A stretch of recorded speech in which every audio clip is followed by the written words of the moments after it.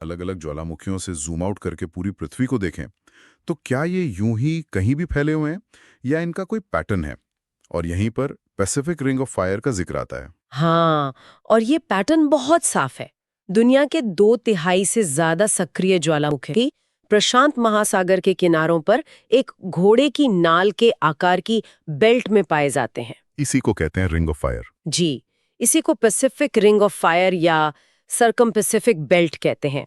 इसमें दक्षिण अमेरिका के एंडीज से लेकर उत्तरी अमेरिका के रॉकीज, जापान, फिलीपींस और न्यूजीलैंड तक सब शामिल हैं। पर ऐसा क्यों है?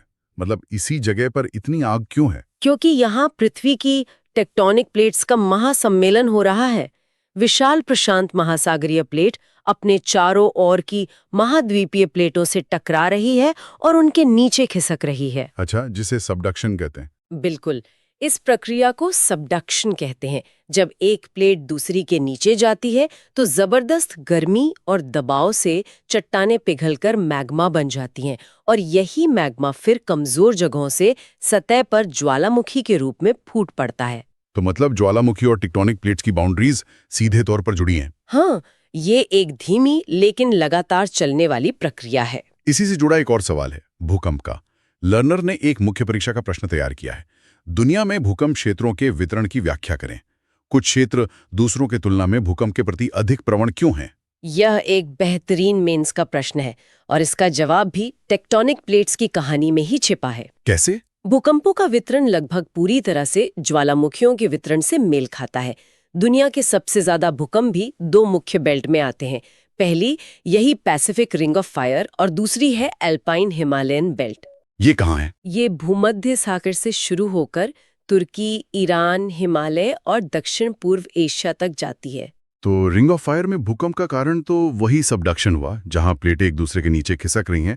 लेकिन हिमालय क्षेत्र में क्या हो रहा है? हिमालय क्षेत्र की कहानी थोड़ी अलग है, पर उतनी ही जबरदस्त। यहाँ 2 महाद्वीपीय प्लेटें, भारतीय प्लेट और यूरेशियन प्लेट, एक दूसरे के नीचे नहीं खिसक रही हैं। तो फिर? बल्कि आमने सामने टकरा रही हैं। इसे टकराव क्षेत्र कहते हैं।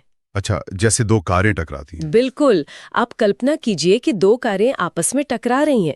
नतीजा क्या होगा? जबरदस्त ऊर्जा निकलेगी और दोनों कारें मुड़ तुड़ जाएंगी। ठीक यही पृथ्वी की पपड़ी के साथ हो रहा है। और इसी से हिमालय बना है।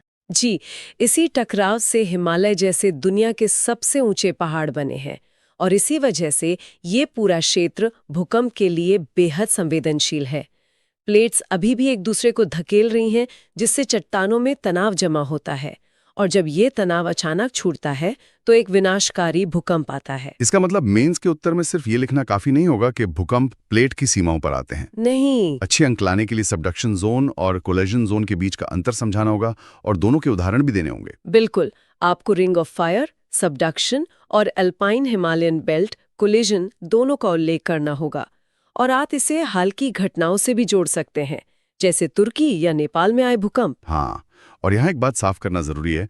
लर्नर ने भूकंपीय तरंगों यानी पी, एस और एल वेव्स और शैडो जोन पर एमसीक्यू बनाने का अनुरोध किया था। जी, हालांकि हमारे पास जो जीसी ल्योंग का स्रोत है उसमें इस पर विस्तृत जानकारी नहीं है और यूपीएससी की तैयारी में ये जानना भी जरूरी है कि किस स्रोत से क्या पढ़ना है और उसकी सीमाएं क्या हैं। ये एक बहुत ही महत्वपूर्ण बिंदु है। हर किताब हर टॉपिक को कवर नहीं करती।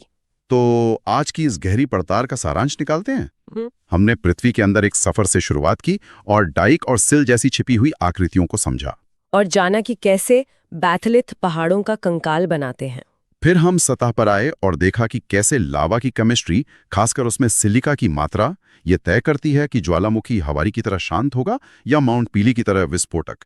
ये प्रीलिम्स के लिए एक बहुत ही महत्वपूर्ण तथ्य है। और आखिर में हमने वैश्विक नजरिए से देखा कि ज्वालामुखी और भूकंप यूं ही कहीं भी नहीं आते, बल्कि ये टेक्टोनिक प्लेट्स के महान नृत्य का परिणाम है, चाहे वो रिंग ऑफ फायर का सबडक्शन हो या हिमालय का टकराव। अंत में आगे की सोच के लिए एक विचार छोड़ना चाहूंगी। जरूर। स्रोत इन श्रुतियों को अक्सर विनाशकारी बताते हैं और वे हैं भी, लेकिन ये एक महत्वपूर्ण सवाल उठाता है, यही ज्वालामुखी और भूकंपीय प्रक्रियाएं रचनात्मक कैसे रही हैं। उस उपजाऊ काली मिट्टी के बारे में सोचें जो दक्कन के पठार पर लावा से बनी है। उन कीमती खनिजों और रत्नों के बारे में सोचें जो मैग्मा के साथ सतह पर आते हैं, या उस भूतापीय ऊर्जा के बारे में जो आइसलैंड जैसे देशों को बिजली देती है। सही बात है। यह हमें दिखाता है कि प्रकृति में विनाश और निर्माण एक ही सिक्के के दो पहलू हैं। जो शक्ति विनाश लाती है वही नए जीवन और नए अवसरों को भी जन्म देती है।